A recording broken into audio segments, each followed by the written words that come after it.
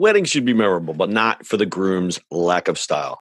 That's why our friends at the Black Tux rents suits and tuxedos that you'll love wearing at your wedding. So if you wind up getting featured on a list of 23 epic wedding fails, or say your reception table catching fire, your DJ playing Let's Get It On during the father-daughter dance, at least you know you'll look good for your close-up. Listen, guys stress about weddings too. Me, I've never been married, but I've had to rent quite a few bad tuxes in my day. Those rental stores, they're just renting you a penguin costume for the day. It's uncomfortable, it never looks right, and that giant bow tie, that's got to go. It's a big day. You got to have some style. So go to theblacktux.com. Check out their tuxes. Let me tell you, now you're dressing in style. They've even got a groom's guide with helpful tips for the groom who might be feeling a little overwhelmed by the whole getting married thing, if you know what I mean. But the best part about the Black Tux is that they have an easy online ordering process that brings your suit or tuxedo straight to you.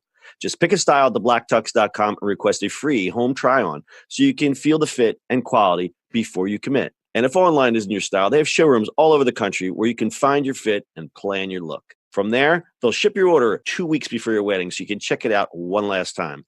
Talk about commitment. Over 5,000 five-star reviews across Wedding Wire, The Knot, and their own website. They all agree you won't find another rental experience or designs like the ones you'll find at the Black Tux. Grooms, if you want your wedding to be remembered for the right reasons, visit theblacktux.com/listen. That's theblacktux.com/listen for $20 off your purchase. Walk, don't run to theblacktux.com/listen to find a look for you and your crew. Theblacktux.com, formal wear for the moment. It's the E-Commerce Minute, your daily dose of e-commerce, tech, and retail news with your hosts, Bart Mraz and John Suter. The E-Commerce Minute is a production of Sumo Heavy, a digital commerce consulting firm in Brooklyn, New York, and Philadelphia. Find us on the web at sumoheavy.com. It's E-Commerce Minute, episode 277. In today's episode, Walmart plots streaming service. Walmart is looking to chip away at one more core service that Amazon Prime members enjoy, streaming video. The information, citing insider sources, reports that the service could be priced at under $8 a month. In comparison, Amazon charges $8.99 a month for Prime Video or $12.99 for the whole Prime experience, which comes to $199 yearly. Netflix clocks in between $8 and $14 a month, and Hulu comes in at between $7.99 for their lowest tier and $39.99 for their live TV package. Walmart sees the potential of this service appealing to the middle of the country where Amazon and Netflix are less popular and which has long been a brick-and-mortar stronghold for the giant retailer. At the time of this writing, however, the rumor is just that, and the retail giant may decide not to move forward. Walmart already owns the comparatively unsuccessful Vudu.com, acquired in 2010. As we've noted in the past year, Walmart's e-commerce ambitions have woken up and are going head-to-head against Amazon with similar offerings and services and competing aggressively on price. According to Retail Dive, Walmart is now matching prices on 53% of all Amazon products, according to research from e-commerce analytics Profitero. And to compete on voice shopping, the retailer has forged a voice ordering partnership with Google through smart speakers, Google Home, and the Google Home Mini. How are you surprised about this? Walmart's trying to chip away at every Amazon service? Yeah. I was surprised to read they owned Vudu.com, which I've never seen in my life, but I've heard of. I didn't even know they owned that. Yeah. I mean, they've owned it for a while now. I mean, it's been around. 8 years, and I didn't even know that they owned it. Yeah, it's been around. I mean, that's any streaming service. Like, there's so many of them now. Yeah. So let's dig in. When you're running a streaming service, one of the costs, unless you're just like, and I haven't seen Vudu, but I assume they're just kind of getting on-demand stuff and just throwing it on there. Mm-hmm. What Netflix does and Amazon does is they make their own content. So is Walmart financially prepared to do that? Well, let's back up a little bit. I mean, yes, they make their own content, but some of the biggest licensing deals are done now by Amazon and Netflix, right? So they have to license all this stuff. And then they make their own content. So that's a lot, right? What is it? This year was the first time that Netflix outpaced everybody else in nomination. They outpaced HBO, right? In nominations, they just outpaced them, which is what that is. But is Walmart prepared to go through struggle? Because Netflix and Amazon have so much lead time on way ahead, right? Is Walmart become a studio? Oh, right. So the reason I posed the question is the only way that they could catch up quickly is to acquire a quote unquote studio, some kind of content studio.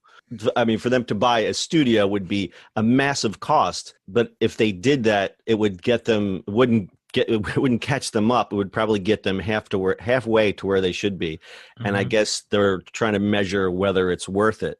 The battle for streaming video, Google pulled their channels from Amazon. Amazon in turn is spiking site searches for Google products. Facebook launched their video thing, Facebook Watch.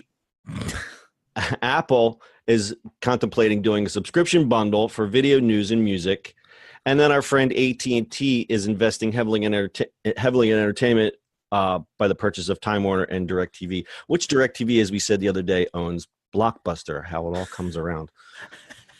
So basically, you have no idea where to purchase your stuff anymore. It's kind of freaking ridiculous, right? I mean, I use all those tools. Like, I don't know. Here's the problem. Like, now it's so all over the place. You're like, I don't know what to do with this. It's really gotten to the point where you're just relying on search. But I think the other thing is we have that conundrum where it's my lady friend and I, she has completely different tastes than I. So it's like a stressful thing on a Friday night when we're trying to decide what to watch. We want to watch like Anthony Bourdain or something because it's the only thing we agree on, or some other kind of cooking related or home improvement type show. But if I say, look, let's sit and watch a movie, it's not, we use the Fire TV. It's not like, oh, let's go on Netflix. Let's go in the individual walled gardens. It's like, I say, what kind of movie do you want to watch? And we start narrowing it down from there because there's just so much content out there now. Yeah. I mean, there's just unbelievable amount of content and doubling and tripling every month. So let's look at the reasons why they might want to do this. As noted in the article from Information, they said that they may just target the Midwest, which out there Walmart that's where everybody gets everything from their Walmart. So they may say, I don't understand Netflix. I don't like that Amazon Prime, but Walmart might work for me. And they may just, as I said, just make a small acquisition, small content acquisitions, license a bunch of stuff. And it might just be good enough to get enough customers to pay that $8 a month to make it worthwhile. And then they'll just ramp up as they can ramp up. Yeah. I think that's not a bad strategy at all. Yeah, I just, I mean, who knows what it costs just to even turn the lights on for this kind of service, but you're talking about Walmart, so we're not talking about it in purse here. Exactly. All right, pretty interesting. We'll keep an eye on this one. You got anything else? That is all, sir. All right, that's your e-commerce minute for today. We'll see you on the internet tomorrow. That's it for today's show. If you like the show, do us a favor and subscribe or leave us a review on iTunes. And don't forget, you can now listen to the e-commerce minute on your Amazon device. Just add e-commerce minute to your flash briefing. And finally, if you have a comment or suggestion or just want to say hi, find us on social media @Sumo Heavy.